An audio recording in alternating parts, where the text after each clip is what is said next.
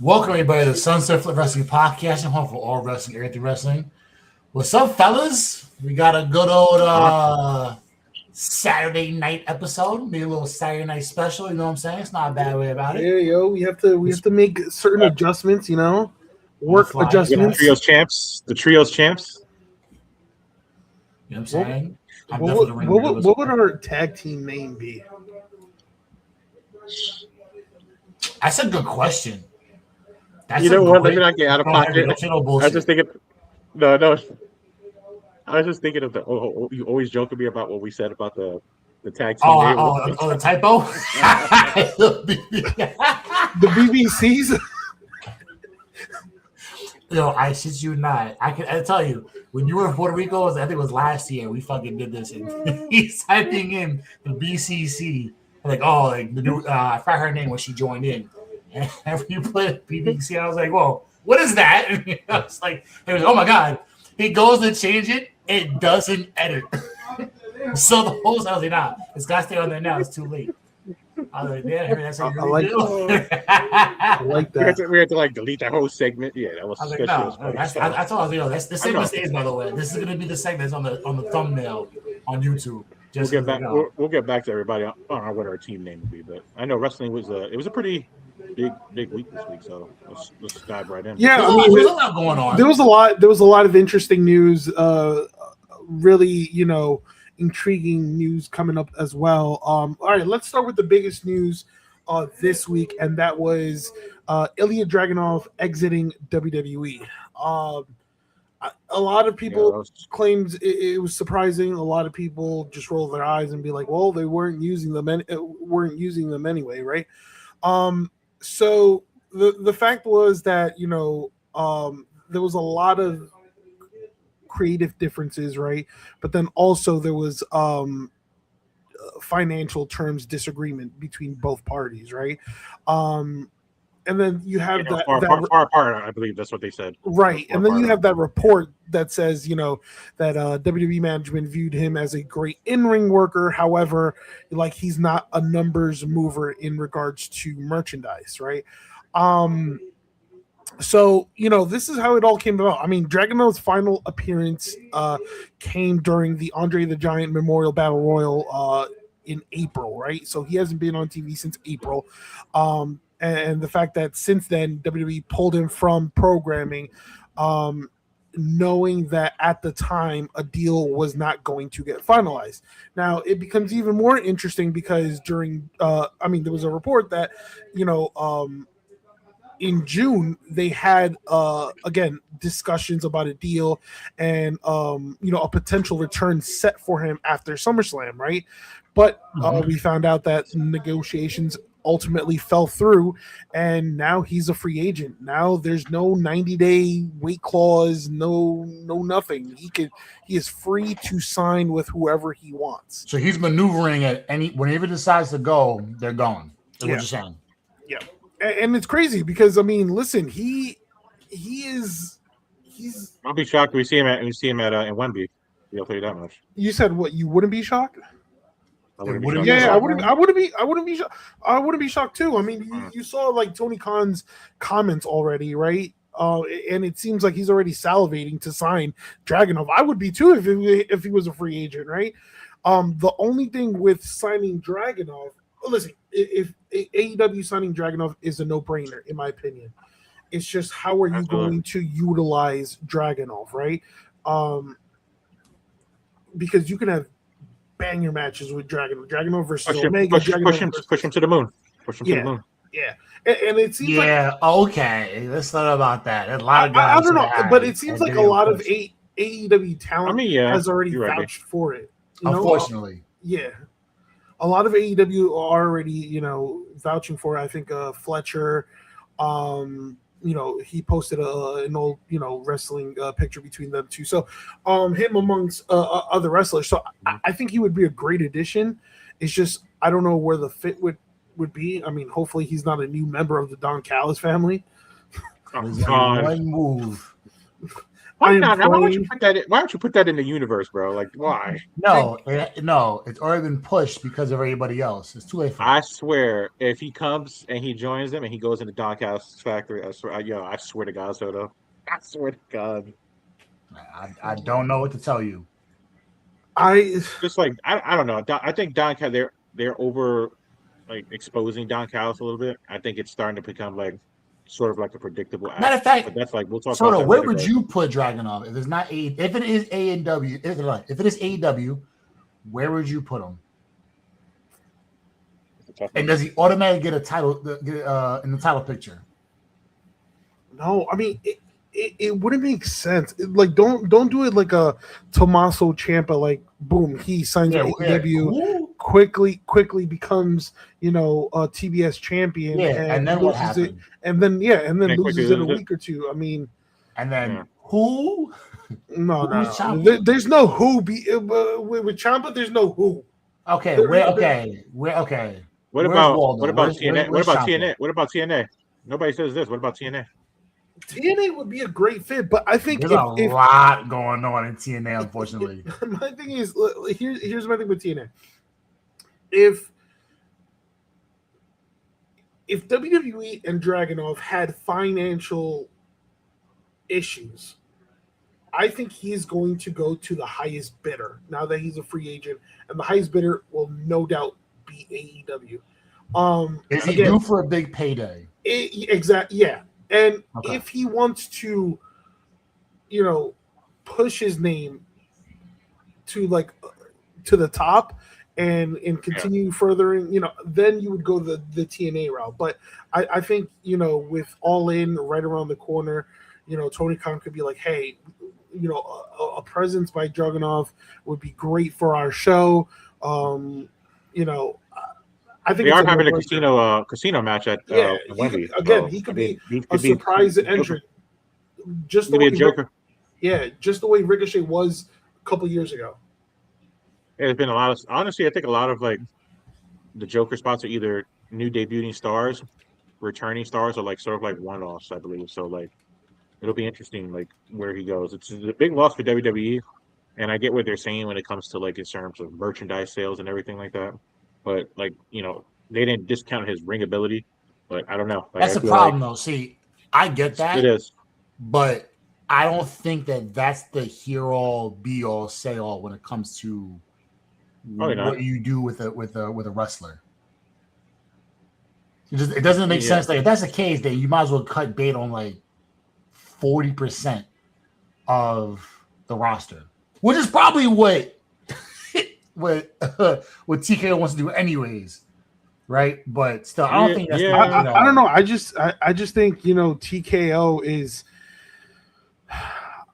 they're ruining a lot.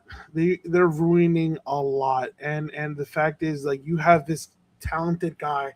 They have been ruining it a lot, like Dragunov, right? And okay, like just because you don't see him as a cash grab, you just let him go. You just don't utilize him.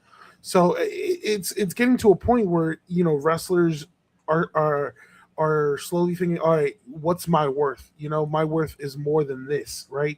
Mm-hmm. It's more than what WWE is offering me. And Tony Khan and AEW are like this. So and I get people's frustrations, like, oh, you let Dragunov leave, but you bring back guys like Baron Corbin and you feature your guys like Lil Yachty, I get that frustration. So I don't know, it's crazy. And the fact that Dragunov is still only 32 years old, I mean, this is again AEW's gain without question. And the businessman that is Tony Khan, I mean, again, I would have him at All In. Now, I wouldn't say, oh, name your price. I would just say, like, okay, let's work with me here. I want you in our biggest show. What's the cost? And obviously, do the negotiations like that. Man, But if imagine him going there, you're gonna have the fucking New Day. Oh my god, that pay-per-view is gonna be that. Oh my god, it's gonna be insane. and the thing is, he's I'm not all the for only that. one. He's not the only one. There's a couple of free agents that, again, there's numerous reports that that AEW's also looking at Sheamus at the show. They're also looking at Kairi Sane at the show. Like again, you just mentioned the New Day, and this whole storyline with the Trios Championships. It's there. I mean, but now with AEW, it's like, what do you do with so many with a stacked roster, right? What do you do with the stock? I suggested years ago that they should really do a brand split. I mean, they do have two shows, Dynamite, Collision. But actually make it like because thing. You have wrestlers that are featured in both shows. I think they should really do a brand split and kind of like take off. You could really do like what WWE did in the Ruthless Aggression era, where they had SmackDown, Raw, and then boom, you were locked in on those shows. So, all right, moving on. A thing that we haven't talked in a while about is the John Cena Classic. Can we skip this? What happened? Can we skip this? No. What they've told us was the same that you told us months ago. Yeah, can I be honest with you? I'm still confused about the whole like the whole concept. Exactly. So let's wait for December and then talk about this. Yeah. So WWE is reportedly targeting December 12th, Saturday, December 12th, as the John Cena Classic event. The John Cena Classic. What was that? The John? Yeah. Exactly. Now we're in December. Okay. You go on, Soto. I had to think about it for a second. That's why I had that long pause. I was like, it's been a while since they really talked anything about the John Cena Classic. Like they announced it like this big thing. They actually had they actually did correct me if I'm wrong, they did the vignettes of who was going to be in it from each brand, and then we heard nothing else. Nope, nothing. Go keep going, Soto. Yeah, I'm not. Again, they said it was like a concept to put like rising stars from NXT with people from the main roster, right? But decisions. Yeah, that's one thing I didn't like, right? It's the whole fan concept, and obviously they're the ones with. What was the pay-per-view that they did that a long time ago, Soto or B? If you know the answer, that's what it feels like a long time ago. It feels like it's been months. They had a pay-per-view that they did that. Remember, they had the fans vote on who would go into matches. I believe. Cyber Monday. Cyber Sunday. Yes. Yeah. That's when they had Cyber Sunday. Yeah. You could bring that back, and that's perfectly fine, right? Just create different, cyber whatever. But here's the thing. I don't think you, as of right now, from what we've heard, it's not like you guys, like us fans, deciding the matches. We get to decide on the winner of the whole concept, which makes no sense. I'd rather, all right, fine. It shouldn't be just the fans. It shouldn't be just the fans. Look, if you look at sports in general, that shit is horrible. We know. I think a pretty good concept would have been like the fans vote on the bracket.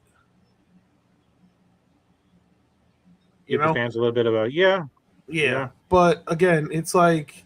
And then it says reports indicate that match outcomes in the ring might not strictly dictate who wins the trophy or title. So win or lose. No, I'm not. Yeah. I'm not in a world of everything's like inclusion. I am not. That's for kids. I don't mind 4th grade soccer participation trophies. I'm getting paid, and I'm. If we're all wrestling, and I beat you guys easily, I want to hear. Well. Henry had a good fight.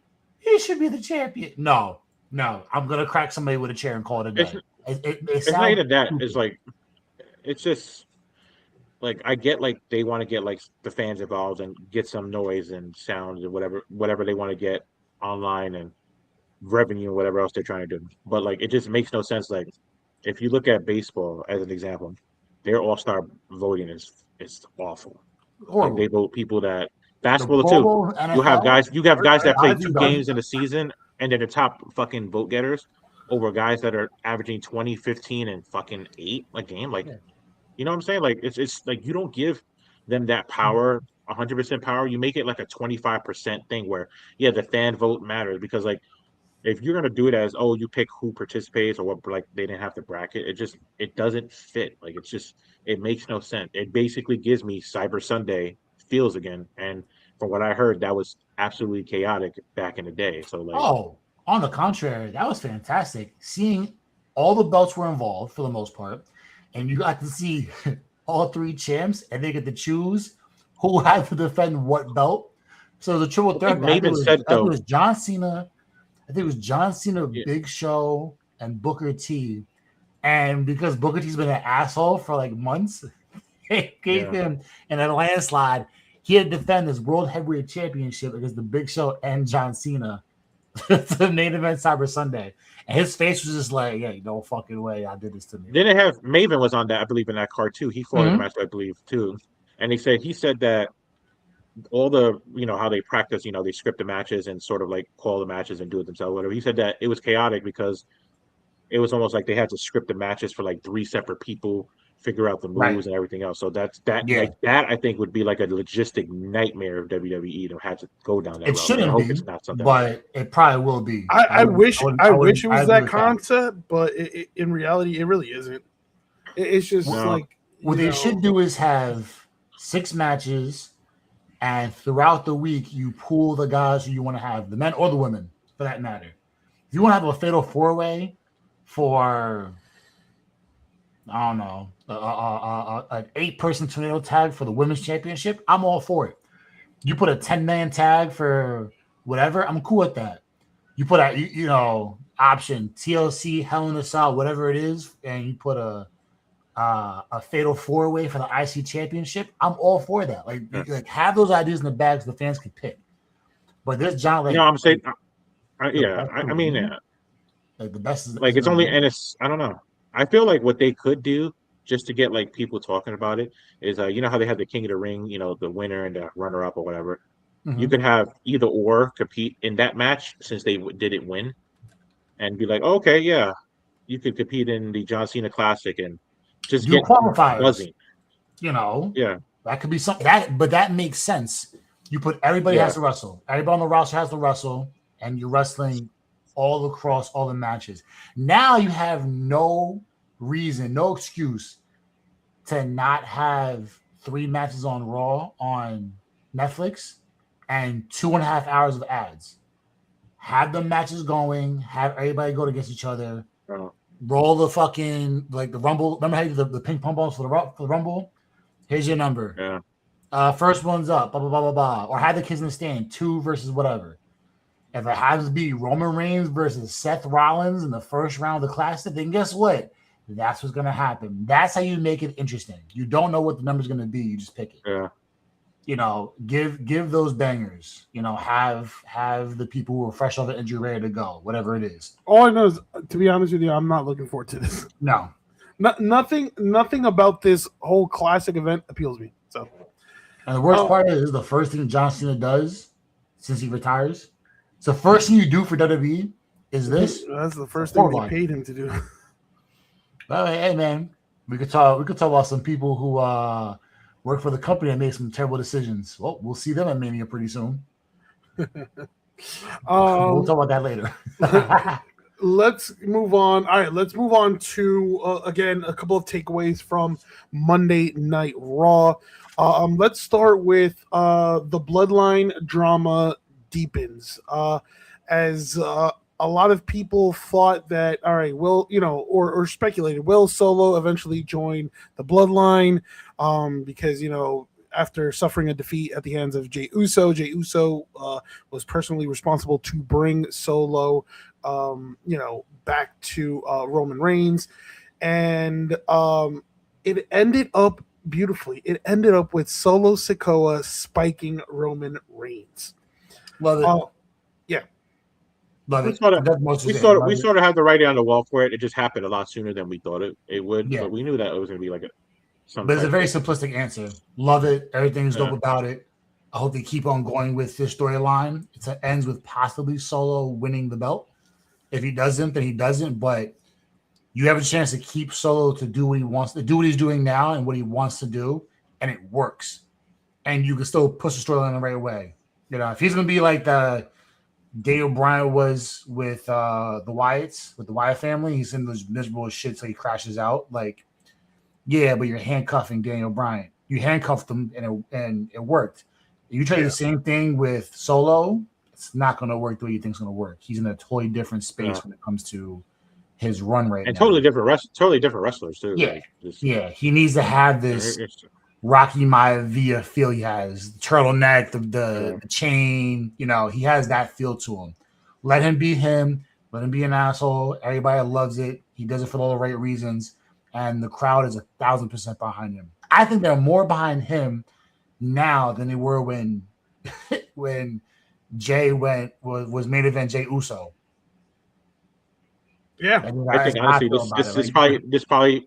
this might really, like, I'm gonna say this now, like the way Solo's being booked, this might really change the title picture and what matches are going to be explored in the future. I think if they keep going, probably. Like you might have to start making some adjustments.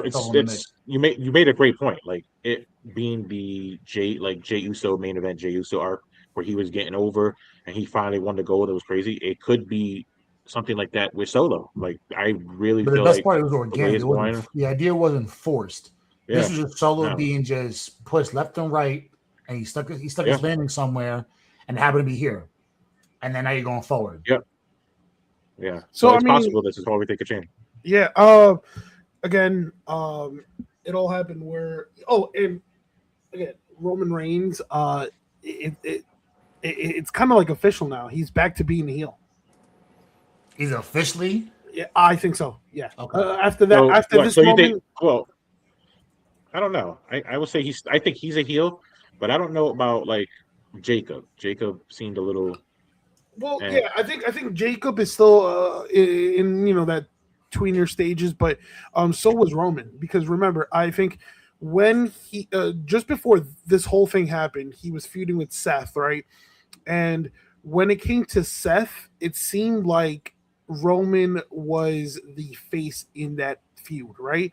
But at the same time, during that feud, when handling bloodline business, he was a heel, because every attack that Jacob did, it was from his approval and whatnot, So now that he's moved on from that Seth Rollins feud, and now it has moved on to LA Knight and Solo Sikoa, Reigns is a clear-cut heel from this moment forward. Again, we saw on Monday Night Raw, Reigns, snatch Sikoa's shades, stomp on them, and then that's when the beatdown began, right? And then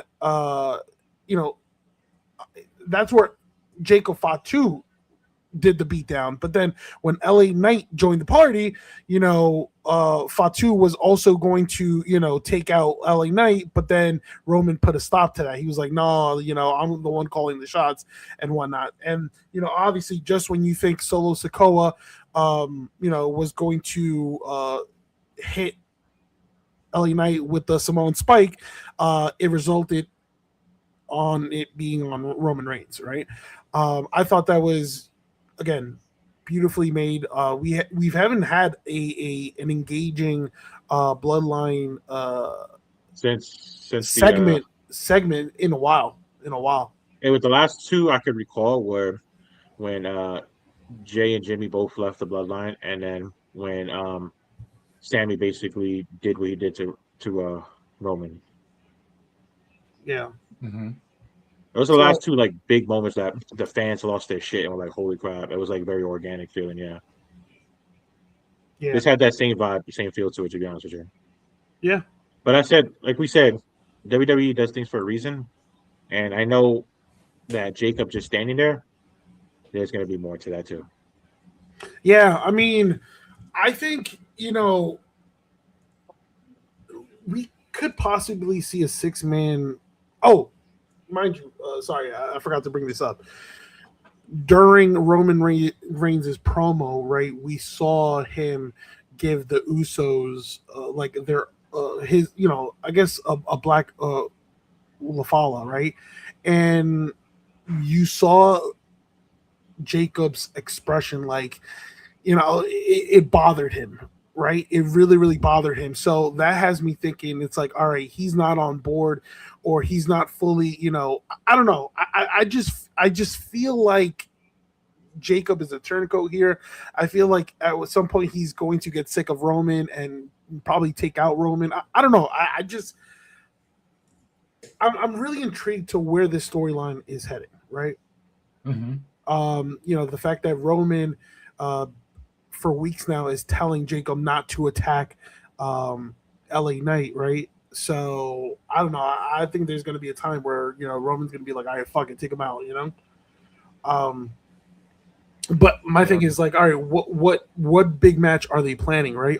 Like it feels like we're going to get Roman Reigns versus LA Knight for the title, right? But is there a bigger match, right? Is this going to lead to War Games, right? Survivor Series, we always say War Games, yeah. Yeah. I mean, and if it's War Games, right? If it's War Games, are we getting a 4-on-4? Are we getting a 5-on-5? Like, there's a lot of questions there, because obviously on one side you'll have maybe Jacob, the Usos, Roman. That's 4. If they want to have a 5th, there's Zilla in NXT. And that I was gonna say I have suspicions on that. You're right on where I'm thinking too. Yeah, and it doesn't really it doesn't have to be a call up, which is the beauty of it. You could just be like, for that short time, they could just call him up and then continue with his NXT, right? I think the one that'll call him up is not going to be like if we get like Team Solo versus like Team Roman.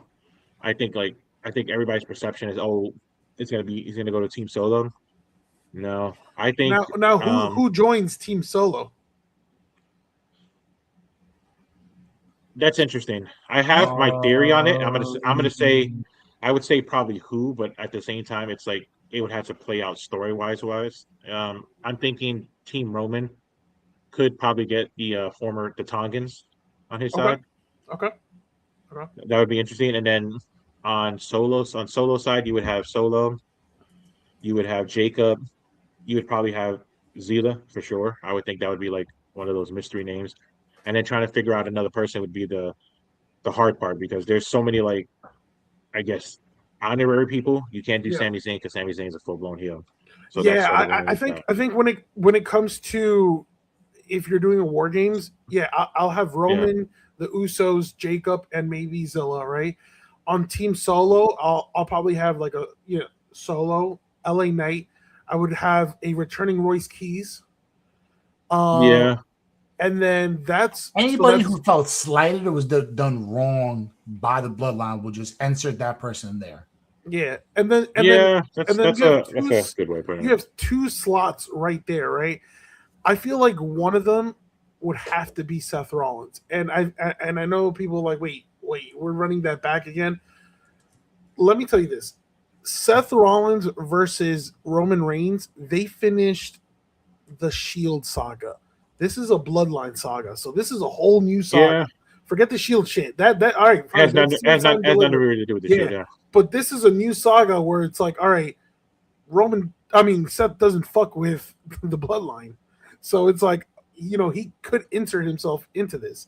And then and the last slot, I don't really know. I mean, if Survivor Series is when October or November? November. I think they moved a couple pay-per-views. I'm just gonna throw a name real quick. I'm just gonna put Obafemi. Yeah. As a hey, don't stop running from me. I'm just gonna. I mean, Obafemi did call him out. After when was it? After you tease that happening, yeah. So. Yeah, I could see it just because you gotta plant the seed somehow for a Roman and Oba feud. So I mean, it makes sense to do that. Yeah, I can see that. Fair. All right. Okay. Again, continuing on Monday Night Raw, we saw an in-ring masterclass between Chad Gable and Rey Mysterio. I mean, What a great match. they just hit on all cylinders, and it's crazy. Rey Yeah, it was Mysterio, really good. 51 years old, performing the way he has been, and again, a lot of people when they saw this match, they saw the SummerSlam match between Kurt Angle and Rey Mysterio from years back, right? But yeah, again, it was just an incredible match, and again, 51 years old, Ray still got it. I mean, I don't care what anybody says, like and again, this victory over Rey Mysterio, obviously Rey Mysterio didn't need the win, didn't need the championship, but it sure as hell pushes Gable to further heights, and again, it gives him credibility for his title reign. So again, and Rey Mysterio is doing double duty, remember, because he's also the general manager for AAA. So yeah, I love that, and he's a Hall of Famer. Usually, when you're a Hall of Famer, you kind of like you just retire, or you're just an agent, or you're just an on-screen character. But to be an active wrestler, right? Yeah. Again, it was just one of those things where towards the end of the match, I thought, oh my god, are they really going to have Chad Gable lose this championship? But to me, it was one of the best matches of the year, and it was a classic. Both guys deserve every praise possible. And I think honestly, like throwing this out there, like I feel like this is going to be Ray's like swan song finally this year. I feel like it's getting to that point, but I feel like he's going to put on banger matches all year, the rest of this year. I'm just throwing that out there. As long as he's healthy, absolutely. Facts. And he's going to put over the future stars, because that's what Rey Mysterio does. Absolutely. Yep. Okay, so let's move on to a feud again that has a lot of people talking and raving about, and that's Braun Breaker versus Obafemi. Again, I feel like this is too soon. This is a semi-truck crash waiting to happen, and I can't wait to see two Titans face it off. I'll be honest with you. I don't know. Like, and call me crazy. I think it was too soon for both guys. I feel like the fact that this match was officially set for Sunday night's main event, I'm like, you need a bigger venue. Not a bigger venue, I'm sorry, like a bigger build up. Yeah, with a more build up. Because these are the guys who are going to lead WWE in the future. Is it the first of many matches? I don't know. I just like what's the end game here, right? WrestleMania headliner, and then you have Paul Heyman in the middle of it, right? Paul is going to turn. Paul's going to turn on Braun for Oba the way he turned on Brock Lesnar for the Big Show. Wait, so you saying Paul is going to turn on who? On Braun. I don't know. I think he's going to turn on Oba. This whole thing of how Paul Heyman respects Obafemi, like, okay, I get it, but at some point, the disrespect. I don't think so. I think with Brock passing the torch to him, I don't think he would make Heyman go back. It makes no sense. Like, unless you have Brock come back and Brock said he's done. I think it probably will be Heyman somehow acts like he's going to like say he doesn't respect Oba, and then just basically say, nope, I said what I said because Brock said it, and that's Brock's word, and he basically just deads the vision entirely. Like the vision Paul Heyman is done. The Oracle's done. I think he goes to Oba. Yeah, but that's the thing. Like, Obafemi doesn't really need a mouthpiece. He doesn't, but I don't think he's gonna have. I don't know if Heyman's gonna take like hiatus, and maybe that's why they're just having that happen. Yeah. I don't think he's gonna be a mouthpiece for Oba. From what I've seen, how Paul Heyman is, he has this keen eye for like who he wants to work for, who he wants to do things. I think he already has his eye on talent that miles ahead of us, that he has his eye on who he wants to be a manager for. So I'm going to throw that out there. Whenever he returns, if he returns to Oba, it would be an interesting pairing. Even though I don't think Oba needs a mouthpiece, it would be very interesting for him to have him as a mouthpiece. It's almost like, the CM Punk run with him, just Roman run. Just so many different. The list goes on. Of course, he's had his duds, unfortunately, but I think that was more of character development that was out of his control and Vince McMahon. Yeah. I mean, I like the acting by all party involved. I mean, especially like when towards the end of the segment on Monday Night Raw, where like Braun Breaker saw Paul Heyman shake his hand and he just like stared at it. I just like a powerhouse match like this. I thought should have been at a bigger pay per view. It should have been at a bigger pay per view. Unless like we're getting like a no contest at Sunday night's main event, or we're getting after a 15-20 minute brawl. Or we're getting some controversy, that kind of maybe sparks a trilogy or some shit. But I feel like we have too much of that now in WWE booking. Like, it just makes no sense to add another layer to that. Like, that's the problem with the inconsistent booking now in WWE. It's like, oh, we're gonna have a no contest or a controversy. We're gonna have a ref bump. It's become too predictable. It's almost like it's a staple of booking recently. That's how I feel about it. Mm-hmm. Like, I feel like you could sort of. I feel like I could sort of like dissect like the match by just looking at the pace of it and know, okay, this person's gonna win. This person's gonna win. This is gonna be a distraction. That this is going to happen. The ref bump is going to happen here. Like, I feel like I've been able to like sort of pick up on those patterns. Can I be honest with you? And this is probably a hot take. I obviously like a match or a feud of this caliber. It's great and it's awesome. But before maybe like seeing Obafemi versus Braun Breaker, I would have loved, and the fact that he's coming close from injury, I would have loved to see an Obafemi versus a Bronson Reed feud. That would have been. And who knows? Who knows? At Sunday night's main event, like when Oba's about to finish off Braun Breaker, we could see the return of Bronson Reed. If Wade Barrett's going to be on commentary, I guarantee. Yes. I'm just gonna say it because they're gonna have him say it because he sells it over. You know what? We should look out for that. If Wade Barrett is on commentary for that match, okay. Yeah, that's what I'm saying. I feel like they're gonna have Barrett say it. It just makes sense. But I feel like I'm trying to like just nitpick the little things and catch the patterns. Like, it's interesting.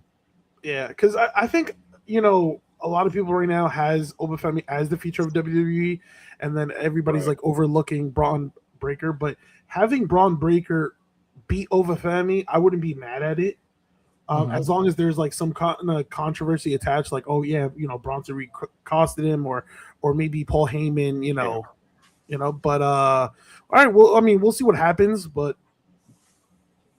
it has been officially set. What was your point? I know B had a point too. I didn't want to get to. No, I'm saying this is a fucking truck wreck waiting to happen. I'm all for it. Okay. And I think Paul Heyman's going to align himself with Obo. Yeah. I mean, that's more the logic. It's very straightforward. Everything seems so misleading for Braun. He's questioning Braun nonstop. Like, how are you going to do it? So you say all of this shit to Braun, and then what if he loses? What are you saying now? I guess he is the future. Yeah. Like, what more are you going to say? The conversation they had with each other said everything you need to understand of what they're going to do with Braun Breaker. Yeah. If he wins, Braun's going to be pushed as the face of the company, which makes sense. If not, Oba's going to be. We both know it's going to be at that point. It's so hard. It's so hard because thinking about we have Money in the Bank, and then you have Royal Rumble. Braun Breaker is either winning one of those two. I'm gonna throw that out there. It was already rumored, if anybody watches the Netflix, basically the WWE series, it was already rumored that Braun Breaker was considered to be a winner at last year's Rumble. Mm-hmm. So it wouldn't be far-fetched if they think of him being this year's Rumble. And the reason I say that, I know Soto has that face, I have a feeling, if this feud is going to go one way or the other, this is just basically going to be the next monster run for Braun Breaker. I think he's going to lose this one, and it's going to sort of like gut him, but it's just going to put him on that redemption arc of sort of like, okay, I need to prove myself and do this, and sort of distance himself from the vision and just go what he needs to do and go on a monster run. I don't know if it'll be Money in the Bank. I feel like it will be probably Rumble. I think just Rumble or Elimination Chamber, one of those two. But he's definitely going to get his Mania moment next year. That's for sure. Yeah, I just think, looking at this match, right? I'm just trying to think of all the possibilities, right? I mentioned Bronson Reed returning and helping Braun Breaker, which is a strong possibility because we have been seeing posts of Bronson Reed training for an in-ring return, right? Then you have the classic Braun Breaker and Obafemi, either no contest or a count out or whatever the hell may be, or no disqualification. Disqualification. That would be so terrible. That would be. I know what you mean. Yeah. Yeah, and then it's like, okay, terrible. Do you want to shock? Yeah. Do you want to shock the world? Because shocking the world would be, as you said, Paul Heyman betraying Braun Breaker and aligning himself with Obafemi, right? Or do we go the classic Heyman route and him helping Braun Breaker to defeat Obafemi? I don't think they're going to do that. It's too soon. But I will say, do you think if Heyman aligns with Oba, does that change Oba from face to heel, or does Oba stay face? I don't know. I mean, that's what you have to really think about. Having a guy like Paul Heyman in your corner, I mean, it's like you're destined to be a heel. But again, I don't think they. Yes, what I'm saying. It's hard. It's hard to see. I know it's hard to see. That's what I'm saying. Like that's my other. That's my roadblock with it. Is like, it makes sense that happened, but at the same time, do you really want like? I mean, the last time to the moon. The last time we had Paul Heyman as a face, it was like when he was like still, being an advocate for the bloodline. At the same time, he was Punk's friend, and then boom, he turns on both of them at Mania. So I mean, I don't know. I think you go the I think you go the classic Paul Heyman route, in which he helps Braun Breaker and defeats Obafemi, but that's just me. Or, I mean, to be honest with you, I really like the idea of Bronson Reed returning. To be honest with you, yeah, I think that would make more of a logical sense with Bronson Reed returning, and costing, or basically just making it be like a disqualification, and they just revisit this match later. I feel like this is going to be a match that they're going to test to see how the fan reaction. They'd be like, okay, do we need to do 2, 3, a trilogy, whatever it may be, to see if the reaction is not good or it doesn't work out well. I feel like they'll just table this for a later date, but know that the potential is there. Yeah.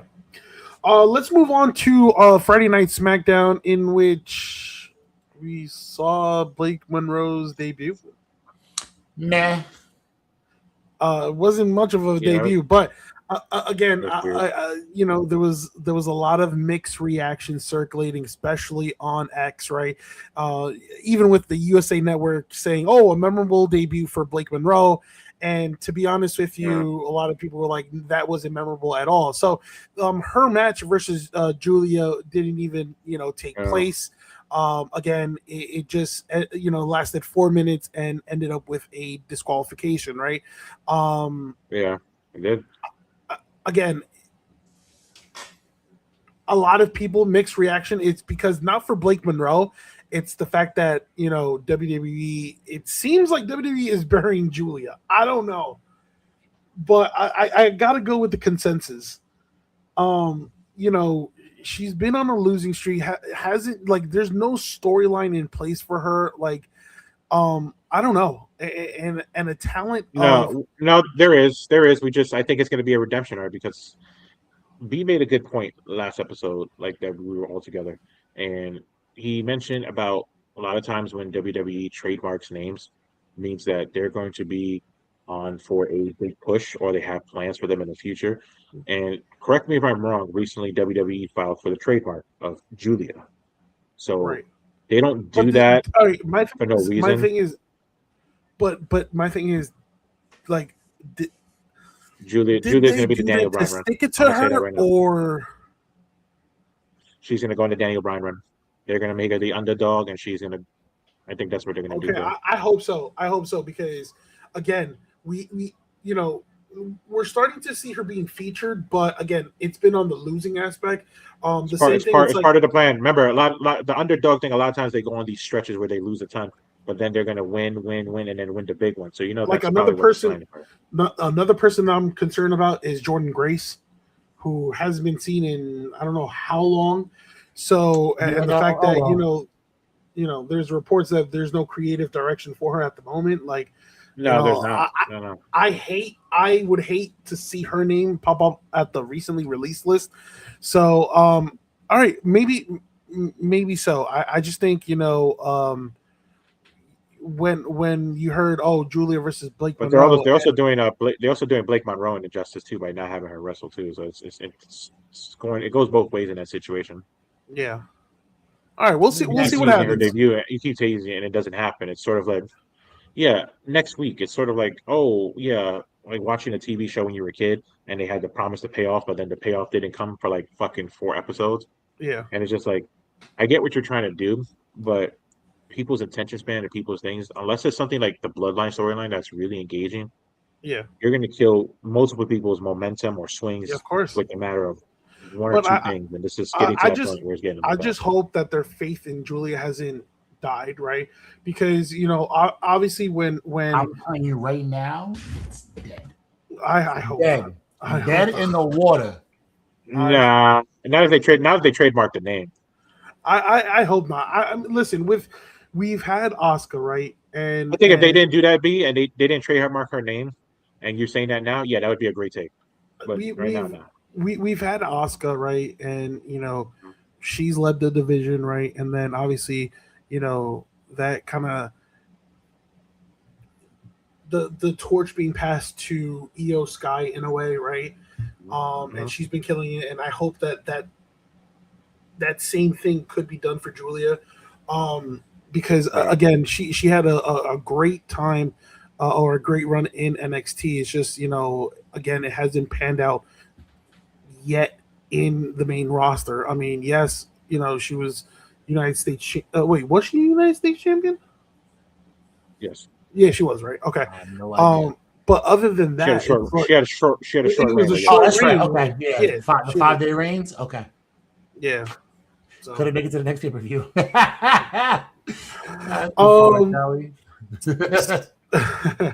Okay, so again, another report, right? About WWE planning to rebuild its tag team. No, let's get in this.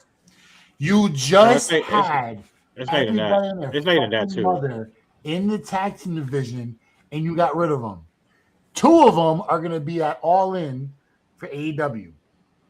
But you want to rebuild the tag division? Get this shit off my fucking page. Why do I do this? Why do I do this podcast? Not only that, what does this work here? Because it also doesn't make sense because there's also rumored talent releases coming up in October, from what they're saying as well. So it doesn't align with why you want to rebuild the tag division, but you're also having rumored releases, but then you're releasing tag teams at the same time. So why are you trying to build a tag team division that you had so many times that you had great tag teams? You had the best tag division in the world, and you got rid of half of them. You fucking bums. Again, you guys are on the money. I mean, there's nothing to you right now. Listen, right?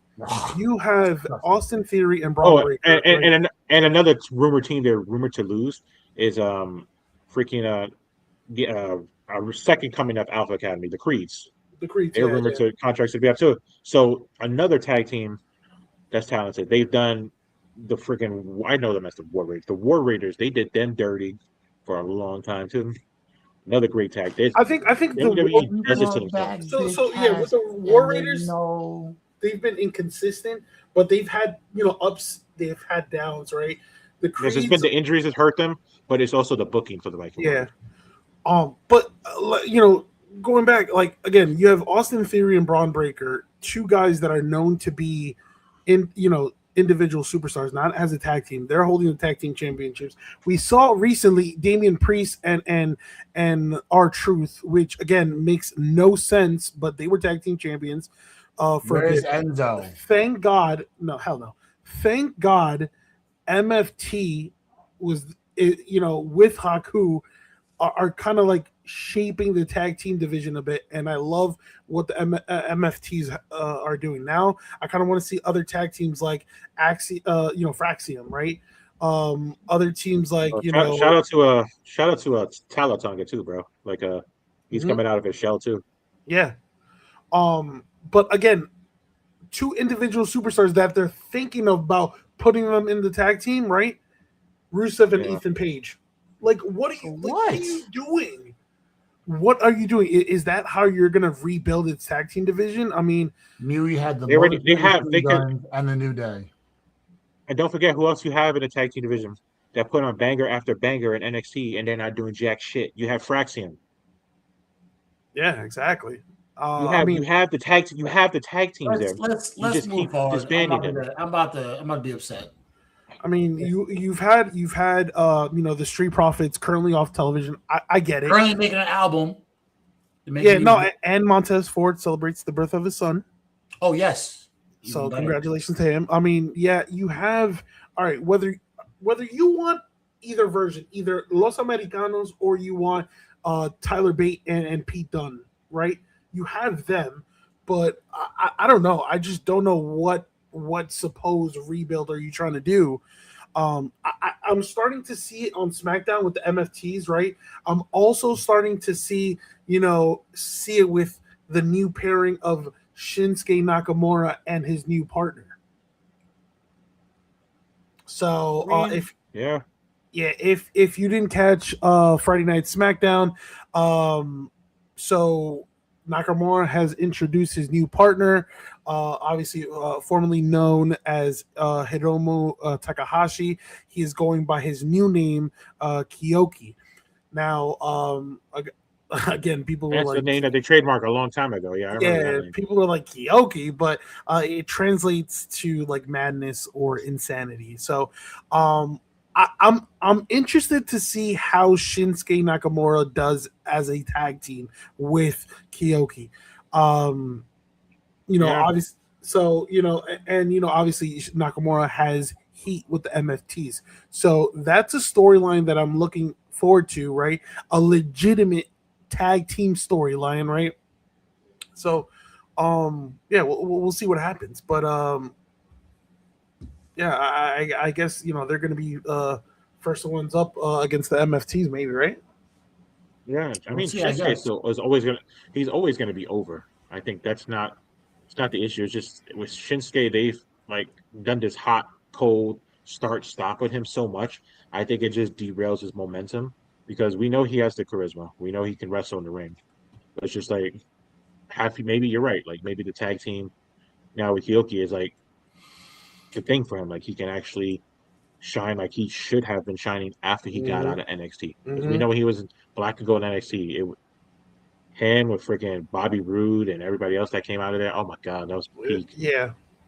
Oh, and real quick, going back to the rebuild tag team, because I forgot to mention, I mean, you still have The Miz and Kit Wilson, right?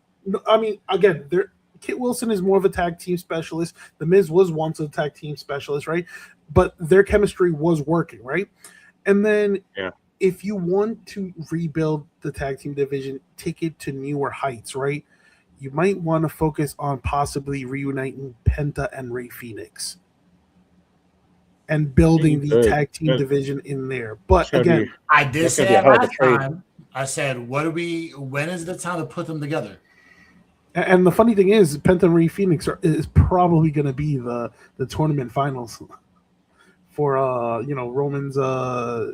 Oh man, that match is going to be insane. I know it's going to be insane. I saw the bracket and I was like, please don't let Penta and Rey Fenix be on the same bracket. Let them both go to the finals.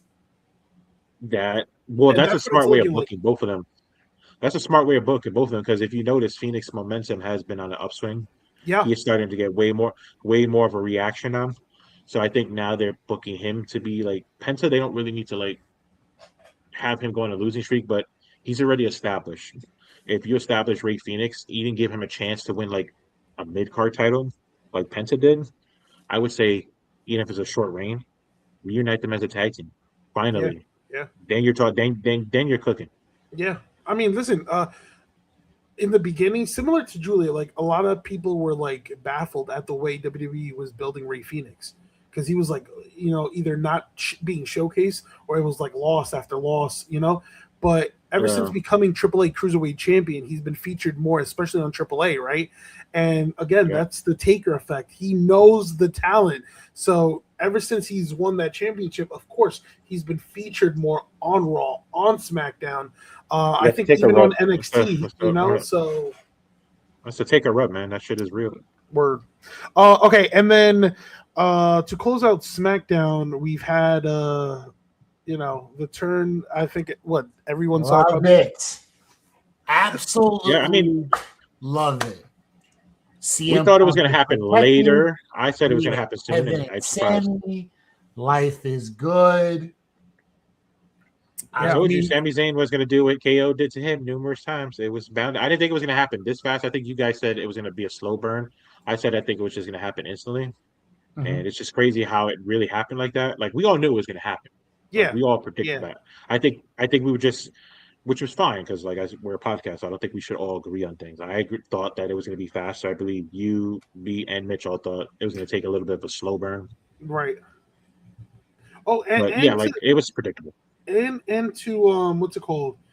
The fact that Sami Zayn has been working with a legitimate broken hand, Mhm. or fractured hand, I think it was. Um, Yeah, yeah, yeah, I mean, question. the fact that he went to the ring, obviously try to help KO by attacking Punk right from behind. Punk got hit with the stunner. He kicked out at 2.99999 like always. Um, Zayn then tried to give Kevin Owens the title belt to use on Punk. Owens hesitated, and then Zayn decided to hit Owens with the championship, and of course that cost him the match, right?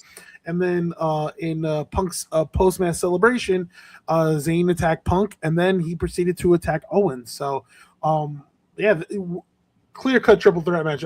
Am I right? I like how they're keeping Sammy involved in the main event scene without actually having to give him the belt. In different I think that's proportions, right? interesting.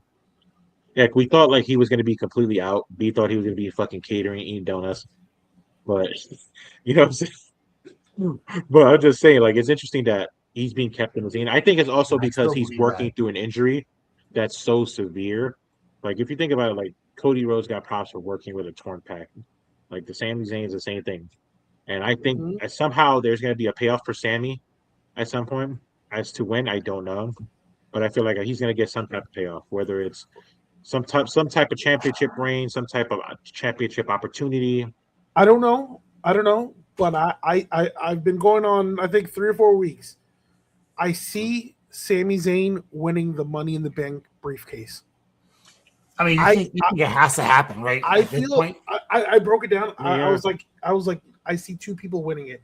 I either see Sami Zayn because of this current storyline, the fact that WrestleMania is in Saudi, right, and that would probably help his case, that right? being said, Soto did say this in the not so near distant future that Sami Zayn was going to win the Rumble, and then it happened. Oh, in Saudi Arabia, No, Soto I did say said that no. I said 7 months ago. he was going to become champion in 2026. I didn't expect it to be this quick. The fact that it did, but I did say that. But however, and the other candidate that I said that would win Money in the Bank was probably Solo with his sudden rise.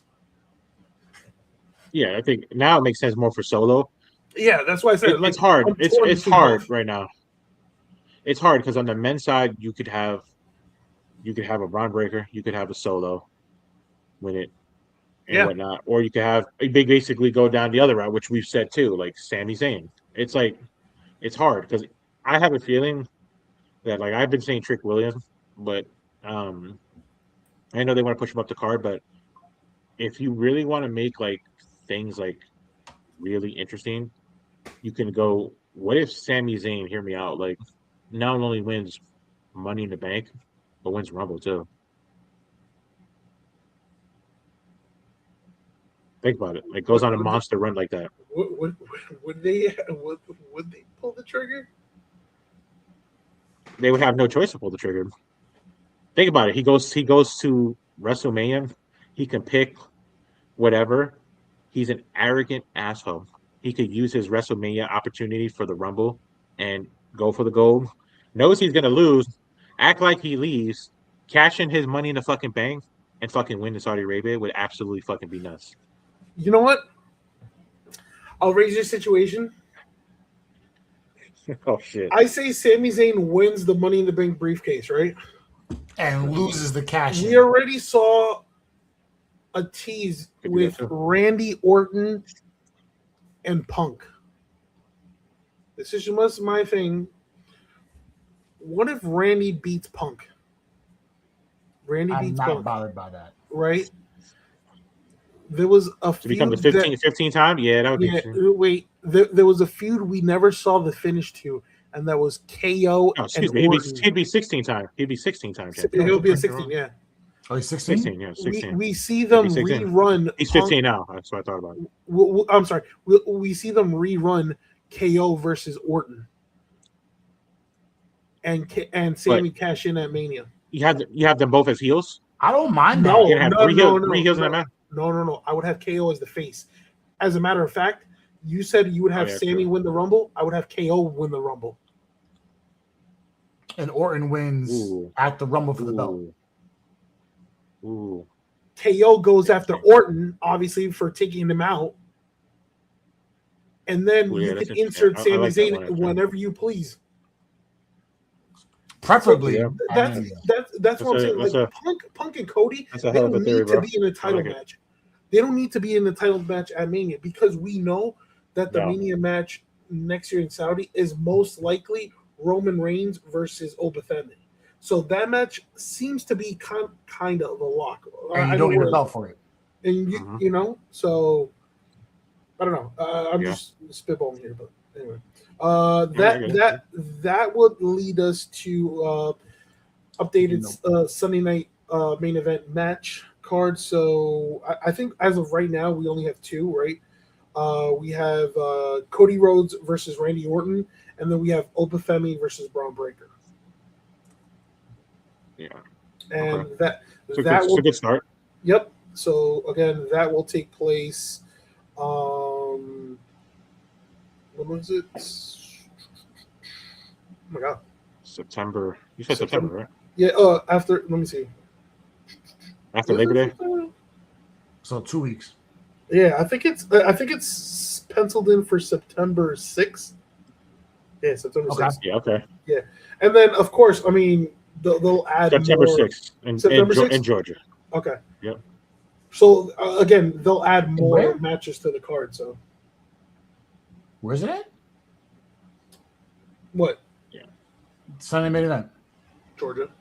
Oh, I thought he said Lake George. Lake George. Like $2.5 from me. Oh shit. How about to say? Georgia. Let's go. All right. So both WWE and AEW have multiple contracts expiring. I think that's no secret. No secret. Yeah, thank you. For WWE, obviously you have Bayley. I mean, she's gone. AEW, who's rumored to have her contract up in October. You also have the Creed brothers, Ivy Nile, and I think there was one more person that they had mentioned. Pete Dunne. Who? Oh, Pete Dunne. I think Pete Dunne will be back though. With Ivy Nile, the Creed brothers, and Bayley, I'm not sure, but I will tell you this. I think the fact that Lyra keeps mentioning Bayley, I think Bayley's going to be back with WWE. You think she's going to stay? Yeah, I think so. I told you, I think they're going to give her one of those ironclad contracts, and I think her wrestling school is going to be sort of like one of those things where they get a lot of wrestlers and train, because WWE is trying to establish like their own. I know they have the Evolve and everything like that, but they're really trying to go through like the pipeline and get these indie wrestlers, the up and coming wrestlers, established stars, build stars, whatever they have to do. And like they've done a good job with that with a lot of different wrestlers, like for example, Tiffany being one. But of the more recent, and there's a whole bunch of names, but Tiffany's the one that obviously stands out the most because of just the athleticism and her meteoric rise to being a champion and being how she is. So like I feel like WWE is gonna they're not gonna let Bayley go. I think Mercedes is doing. I think B brought up that point a while ago. I think Mercedes is doing that just to get Bayley to get her bag. Yeah. And then on AEW side, according to Brian Alvarez, he says that he's given, he thinks that the AEW deals that are expiring aren't going to be renewed. But again, it doesn't mean that Tony Khan will release those wrestlers. So, and plus, we haven't heard any names. You can speculate, but we haven't heard any names. I mean, could Britt Baker be one? Could Private Party be one? That's one name I've heard rumored that I've been hearing a lot. That Britt Baker is one of the names that's rumored to be on her way out of AEW. They just don't know when or how that's going to be worked out. It is what it is. Yeah, so like Britt Baker, Ruby Solo. She's coming back, I think. Ruby Solo. Yeah, who knows? So it's a matter of like, whenever they released it. I mean, I think we know more of of WWE side than AEW. So moving on to the land of all elite, the Continental Challenge Cup semifinals is set. I think we have Moxley, Moxley and who else? Oh, and Nigel McGuinness, right? And then they will be joined by the winners of Claudio versus it was going to be Eddie Kingston, but Eddie Kingston got replaced, so he's being replaced by Adrian. I think what's his name? Adrian Priest. Adam Priest. Whoa, my fault. Yeah, I'm not gonna lie. Side note, Eddie Kingston's such a bum, bro. For some reason. Yeah. Go ahead. I don't know. A lot of people backs Eddie Kingston up. I can't do it anymore. But I don't know. It's just I don't think it's himself. There's just so much shit that you see all over Twitter that exposes him for like not being good or not being over the hill. I won't say he's not good because he's a professional. I won't say it that much, but he's just so over the hill. Like I think it's just like he's on his last legs. He needs to just go off with the sunset. Him being there for longer than he should be is not a good look. But I don't know. I can't watch. I can't support Eddie Kingston wrestling anymore. And I like Eddie Kingston. So I just can't. He was not cleared. So he was not cleared. We find out who the winner of Claudio and Adam Priest is today.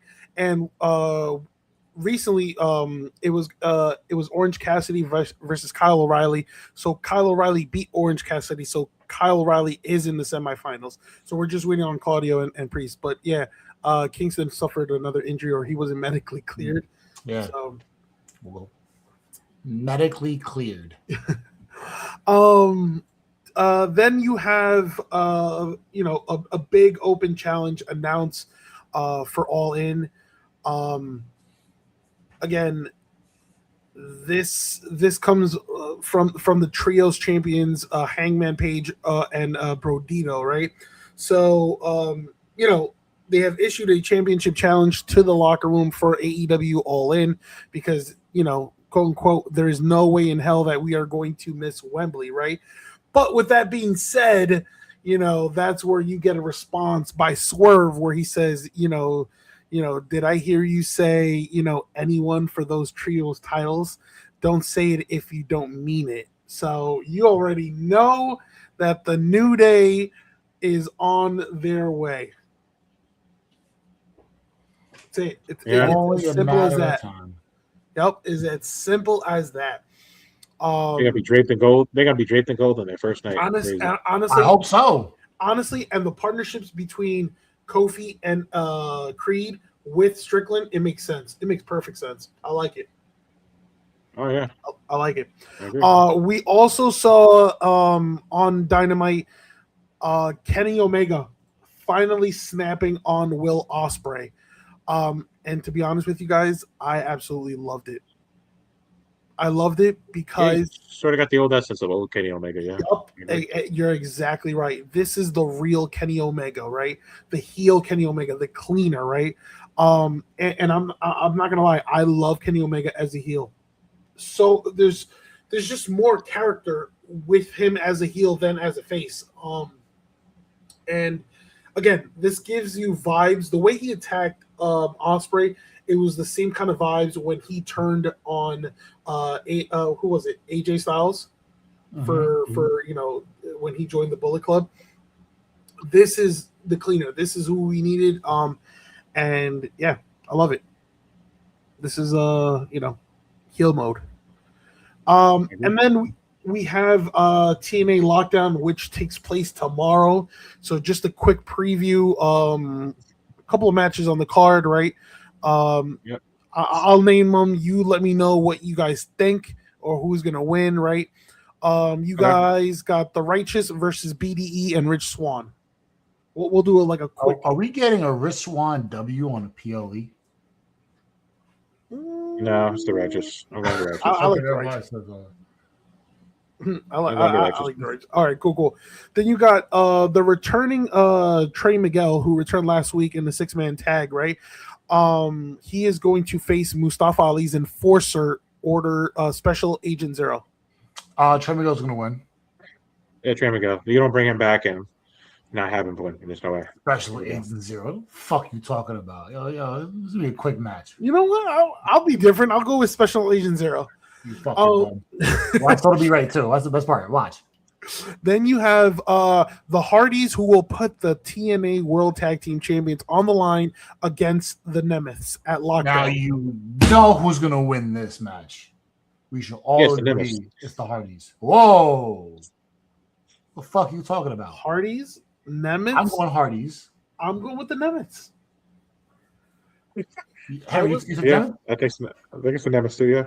All right, cool. I just did it to draw first, but I really think it's the Nemeths. How dare you? How dare y'all turn y'all back on the... Yo, Jeff and Matt, you see, we're losing recipes. And I listen, I love the Hardys, especially Matt. I met Matt. He's cool. I just see Nick Nemeth leaving as a double champion. Then we have Cedric Alexander against Leon Slater, right? If Slater loses, his TNA record will be erased as if it never existed. So it's basically the championship versus Slater's legacy. Leon Slater's gonna win. He's not retiring yet. Yeah. So. Yeah, I think I'm gonna go Slater here. I don't think they're gonna. And it's a last man standing match. It's a last man standing match, by the way. Yeah, he's not retiring. You think it's over? Yeah, I don't. I think it's done. So I don't know. There was a report saying that Leon Slater was set to hit free agency. And that's the other thing I was gonna. That's the only. I would have said, oh yeah, Leon Slater. But the fact that they said his record would be erased, like it never existed. I'm like, and then all this talk about his free agency status. I was just like, damn. Where is he gonna go? Well, there's only two options. It's either AEW, right, or it's NXT, and he has that experience already with WWE NXT. And he's not going out either. You're staying at TNA. Okay. I hope I'm wrong. I think they're going to try to keep him. Yeah. But if he does leave, I'm saying probably NXT. I don't see him going to AEW. Yeah, I think he'll get lost in the sauce in AEW. To be honest with you, that's what Dragunov. Then we have he definitely get lost in the sauce over there, bro. No way. We have the TNA Knockouts World Tag Team Championships on the line as Ali faces the Elegance brand. However, with Rosemary still missing, Ali will have to face the Elegance with a mystery tag team partner. Rosemary's coming back. You think so? I'm not going with Elegance. It's just the Elegance brand. Sorry. I don't think Rosemary's coming back, but I still have Ali and whoever her mystery partner is come back. I think Rosemary will be back, but I think Ali is going to win. Who was that? Oh my God, that wrestler who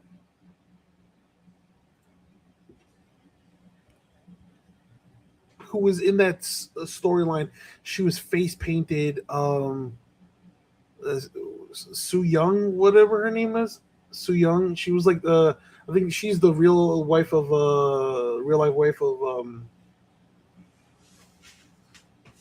Rich Swann. I don't know. Something tells me like she could. Rich Swann loses. I don't know, or who knows? We might get somebody from NXT like fill in for Allie. You know, so I mean, fill in to be Allie's partner. I don't know. This is just my thing. Then we have for the TNA International Championship, we have champion Jason Hotch versus Mustafa Ali. Hotch is going to win because a returning Trey Miguel is going to take out Special Agent Zero. Why not? I'm going with Mustafa Ali. I agree with Mustafa Ali. I think it's Mustafa Ali. Okay, I think it's Mustafa Ali. I think it's time to give that man some gold and the work he's put in there. Okay. Well, it's been like 10 years. Then you have the final encore, Elijah versus AJ Francis. Oh man. Why is AJ Francis still wrestling? I'm going Elijah. Rumor has that Kevin Owens is still looking for his twin brother. I'm going Elijah as well. You mean LA Knight? LA Knight, I'm sorry. Yeah. Sorry, Rich. Had to do it. He's back in catering with everybody else. Then you have Moose versus Frankie Kazarian in Escape the Cage match. A lot of cage matches coming up. I get it. Well, I mean, it is Lockdown. That's pay-per-view. It's only imagine Lockdown with no cells, no cage, no nothing. I got Frankie. Yeah. I don't care how bad a retreat he's on. I will never turn my back on Moose. Okay, so Moose. Okay, I think it's gonna be Kazarian. Right. Cool. For the TNA Knockouts World Championship, you have Kia Brookside versus Elena Black. Elena Black. I think they got her for a reason, and I think it's going to be time for them to pull the trigger. Even though I will say I do like Zaya's reign. It's just interesting that you can't keep having Elena be the book. I just think Zaya Brookside, she recently became championship. You know, I think she's more of a champion. I think she's going to be a transitional champ. I think it was always built and destined for Elena. I'm just going to be honest with you. Okay. Then you have the classic Lethal Lockdown match return, right? You have the System, right, versus Casey Navarro, Ricky Sosa, Fabian Aichner, and Jada Stone. Oh, Ricky Sosa. Ricky Sosa's got a lot of pull with that. Oh man. I'm going with Navarro, Sosa, Aichner, and Stone. I'm going to. You mean what's his name? Not what was his name in WWE? Giovanni. Oh, brother. And then also shout out to him though. He's working at TNA. Shout out to him. And to cap things off, making an appearance for TNA Lockdown will be AJ's son style. AJ's son. Yeah, AJ's son style. Okay, keep going. Yeah, word. Yeah, bro. It's AJ Styles' son. AJ Styles' son, Avery Styles. So, I mean, listen, the apple doesn't fall from the tree. I mean, and I love it. I mean, I love it. I love, if this is a thing for Avery Styles to begin in TNA, I think that would be amazing. He's only 19 years old, but I mean, obviously, continue gaining that experience on the indies, right? Then I guess you can use TNA as a stepping stone, right? Then when you're ready, when you have those 2 or 3 years under your belt in TNA, boom, and NXT, and you're still in your early mid-20s. Do a couple years then, and then I think it depends. Like, I'm not gonna say it's gonna be that many years.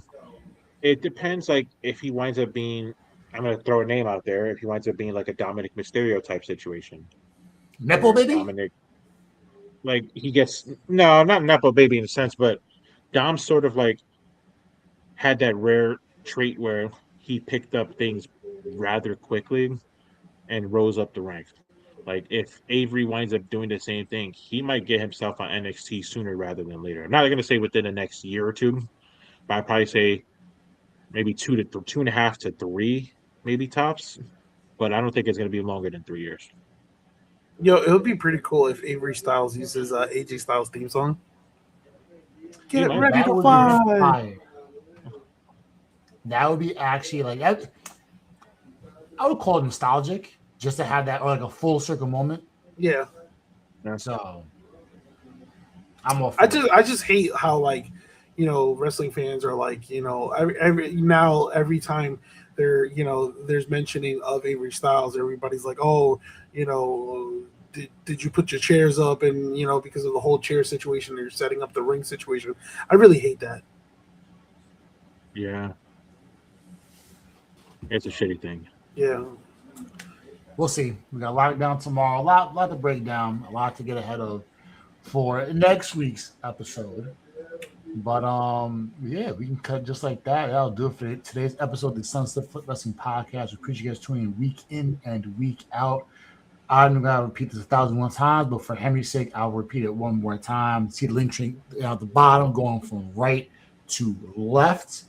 If you can't get the lives all over the place, we have the VODs on YouTube. The VODs are on Twitter. The VODs are on all over the place. Clips will be over on TikTok and Instagram, IG. Facebook, everywhere you need it. IG, you name it, we're on it.